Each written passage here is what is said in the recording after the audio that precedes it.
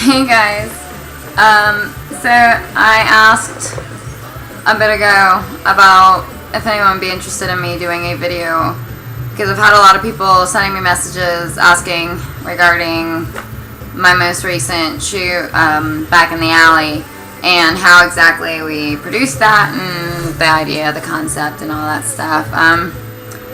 Well, first of all, the first thing you guys should know is we shot it twice, actually. We did 2 separate shoots for it, because it was a very particular look I was going for, and the first time we had a plan and I knew what I wanted and the photos turned out perfect, but there was one thing wrong, and it was that the tools and the medical supplies were blocked out of a lot of the images, and I felt like those were kind of essential to the shoot. Now, the thing is with my shoots, a lot of planning goes into them, and those medical supplies are actually for another shoot that I'm going to be hopefully releasing as a book with a poem that goes with it in the next few years. Well, actually, hopefully in the next year is my real goal, but it's just going to depend on how well I get it done and everything, because it requires a lot of Victorian era instruments for different medical tools, especially like asylum work. I don't want to give too much away. Anyway, so I've accumulated things like bone saws and syringes and just different weird medical devices from over the past several years, and these all come from around the 1800s, which is my obsession. So if you ever want to buy me something random for a gift, a Victorian medical tool or leeches, those are usually what I like. I'm a little weird like that. Anyway, so with the abortion shoot, I've been very pro-choice since I was a child. As young as 13 or 14 is when I really got into the idea of women's rights and abortion. I did a paper in literature on Gloria Steinem to, begin with. That was one of my first big papers in high school. And so over time, I've become progressively more and more interested in the rights of women through the music I listen to and the art I do. And having had an abortion myself, which I guess you can really go back to the video back in the alley. It's also on my YouTube channel, and I talk about that as well. But this has become a very critical issue for me, and the fact that it's even in question that we deserve our right to choose has caused a lot of problems and a lot of depression just because it's not right. No one's controlling a man's organs and telling him, well, if you don't want a baby, just don't have sex, because it's just not that simple.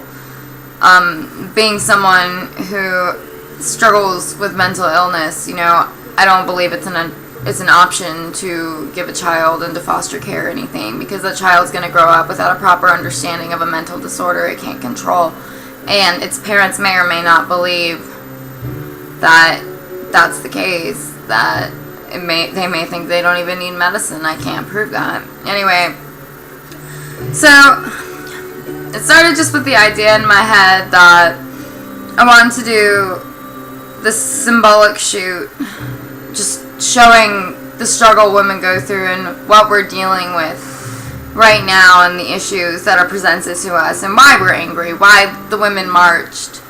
And, it wasn't just for silly things like people think, and a lot of it was because Pence, as a vice president, isn't any better than Trump as a president.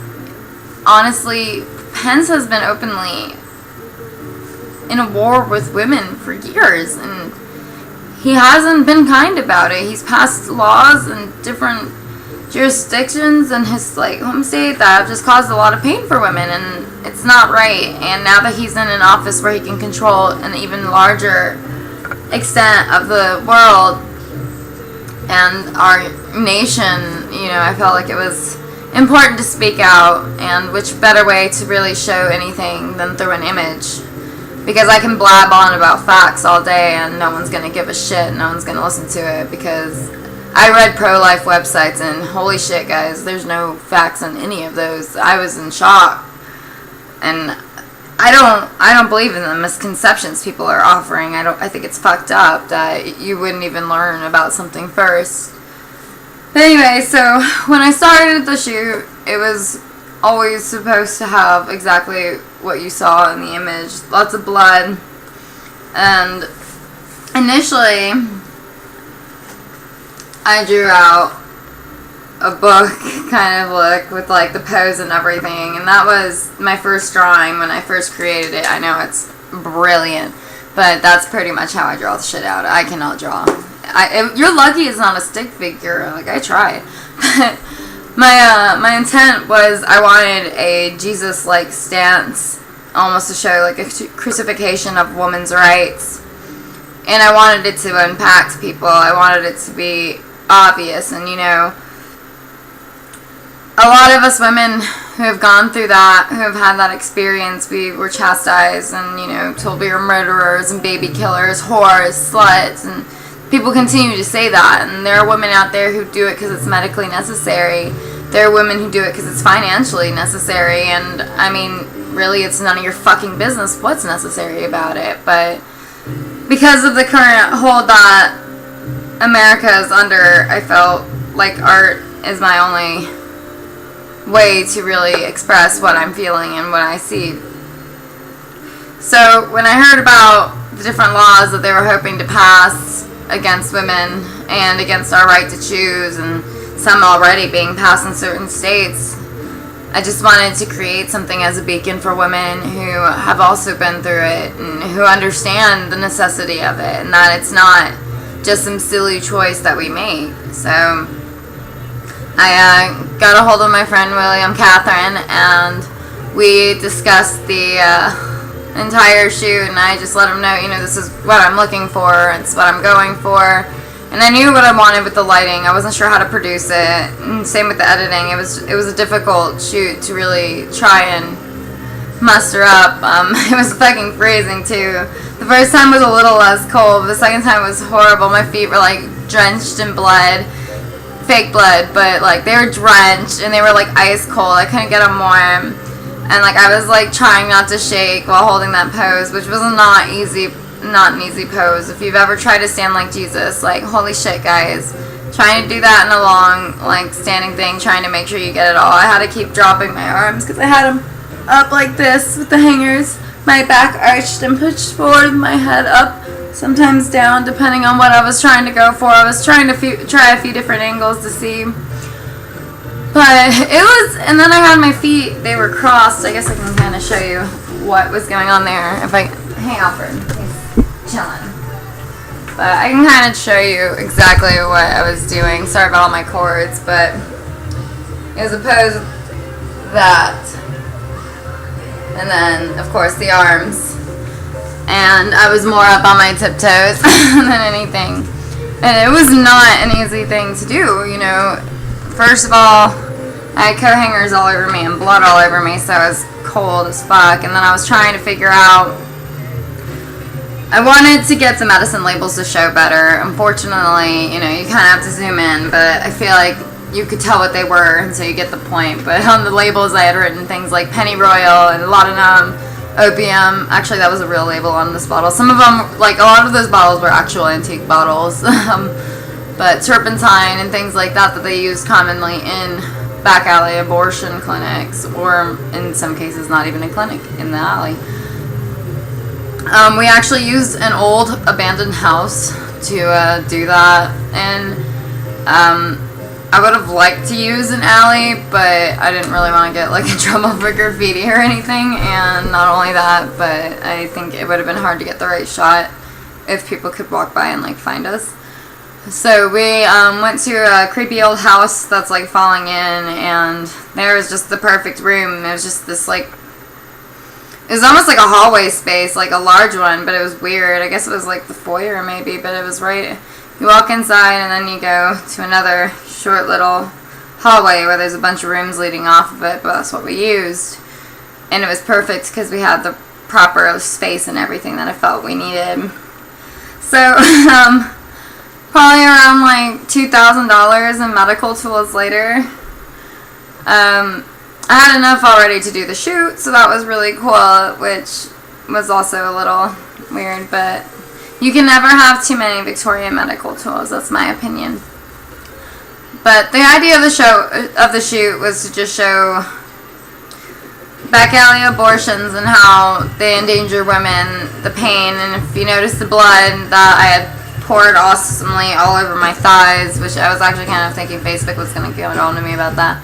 But that was actually a symbolism, and the symbolism was basically that a lot of the women who died from back alley abortions, they bled out because of infection and other like horrible diseases and stuff, and you know, I wanted that to show, but William thought I was trying to imply being on my period, but that's because he's a man.